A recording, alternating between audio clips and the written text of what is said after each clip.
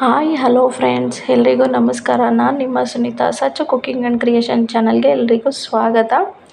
ಏನಿವತ್ತು ನಾನು ಮಾವಿನಕಾಯಿ ತೋರಿಸ್ತಾ ಇದ್ದೀನಿ ಅನ್ಕೋತಿದ್ದೀರಾ? ನಾನು ತೋರಿಸ್ತಾ ಇರೋ ರೆಸಿಪಿ ಬಂದು ಮಾವಿನಕಾಯಿ ಚಿತ್ರಾನ್ನ. ಅದಕ್ಕೆ ಬೇಕಾಗಿರೋ ಐಟಮ್ಸ್ನ ನೋಡ್ಕೊಳ್ಳೋಣ.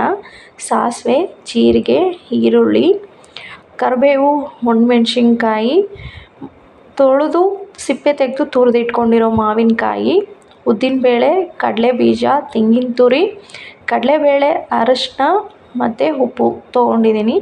ಇವಾಗ ಮಾವಿನಕಾಯಿ ಚಿತ್ರಾನ್ನ ಹೇಗೆ ಮಾಡೋದು ನೋಡೋಣ ಬನ್ನಿ. ನಾನು ಮೊದಲೇ ಬಾಣಲಿನ ಕಾಯಕ್ಕಿಟ್ಟಿದ್ದೆ. ಇವಾಗ ಬಾಣಲಿ ಕೂಡ ಕಾದಿದೆ. ಅದಕ್ಕೆ ನಾನು 3ರಿಂದ 4 ಸ್ಪೂನು ಎಣ್ಣೆನ ಸೇರಿಸ್ಕೊಳ್ತಾ ಇದ್ದೀನಿ. ಇವಾಗ ಎಣ್ಣೆ ಕೂಡ ಕಾದಿದೆ. ಅದಕ್ಕೆ ನಾನು ಸಾಸಿವೆ ಮತ್ತು ಜೀರಿಗೆನ ಸೇರಿಸ್ಕೊಳ್ತಾ ಇದ್ದೀನಿ.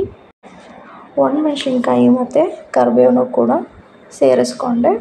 ಇವಾಗ ಇದಕ್ಕೆ ನಾನು ಕಡಲೆಬೀಜ, ಕಡಲೆಬೇಳೆ, ಉದ್ದಿನಬೇಳೆನ ಹಾಕ್ಕೊಂಡು ಚೆನ್ನಾಗಿ ಫ್ರೈ ಮಾಡ್ಕೋಬೇಕು. ಇದನ್ನು ತುಂಬ ಚೆನ್ನಾಗಿ ಫ್ರೈ ಮಾಡ್ಕೋಬೇಕು. ಮಾವಿನಕಾಯಿನಲ್ಲಿ ರಸ ಇರುತ್ತಲ್ಲ, ಸೊ ಅದು ಹಾಕಿದ ತಕ್ಷಣವೇ ಏನಾಗುತ್ತೆ, ಸಾಫ್ಟಾಗಿ ಹೋಗ್ಬಿಡುತ್ತೆ.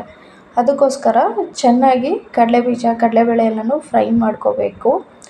ಇವಾಗ ಇದಕ್ಕೆ ಕಟ್ ಮಾಡಿ ಇಟ್ಕೊಂಡಿರೋ ಈರುಳ್ಳಿನ ಕೂಡ ಸೇರಿಸ್ಕೊಂಡು ಚೆನ್ನಾಗಿ ಫ್ರೈ ಮಾಡ್ಕೊಳ್ತಾ ಇದ್ದೀನಿ. ನಾನು ಚೆನ್ನಾಗಿ ಫ್ರೈ ಮಾಡ್ಕೊಳ್ಳೋದ್ರಿಂದ ಒಂದು ಒಳ್ಳೆ ರುಚಿ ಸಿಗುತ್ತೆ. ಇವಾಗ ಇದಕ್ಕೆ ನಾನು ಅರಶಿನ ಮತ್ತು ತುರಿದಿಟ್ಕೊಂಡಿರೋ ಮಾವಿನಕಾಯಿನ ಸೇರಿಸ್ಕೊಳ್ತಾ ಇದ್ದೀನಿ. ನಾನು ಸೇರಿಸ್ಕೊಂಡು ಚೆನ್ನಾಗಿ ಇದನ್ನು ಮಿಕ್ಸ್ ಮಾಡ್ಕೋಬೇಕು. ಮೀಡಿಯಮ್ ಫ್ಲೇಮ್ನಲ್ಲಿ ಇಟ್ಕೊಂಡು ಇದನ್ನು ಚೆನ್ನಾಗಿ ಮಿಕ್ಸ್ ಮಾಡ್ಕೋಬೇಕು.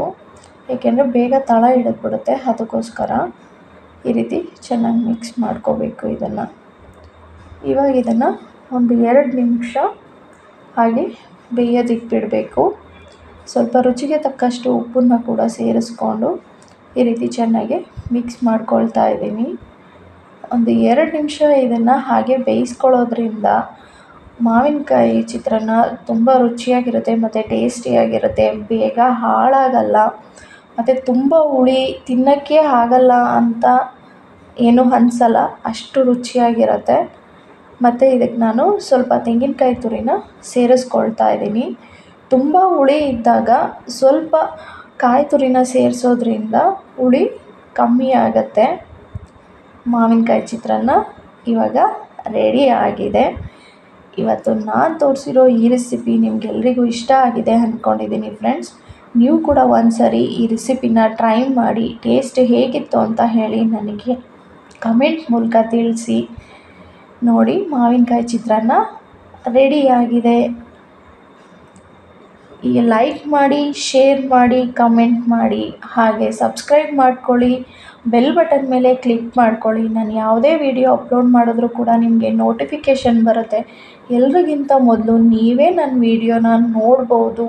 ಹೊಸದಾಗಿ ನೋಡ್ತಾ ಇರೋರು ಕೂಡ ಸಬ್ಸ್ಕ್ರೈಬ್ ಮಾಡ್ಕೊಳ್ಳೋದನ್ನು ಮರಿಬೇಡಿ. ದಯವಿಟ್ಟು ಸಬ್ಸ್ಕ್ರೈಬ್ ಮಾಡ್ಕೊಳ್ಳಿ. Thanks for the watching.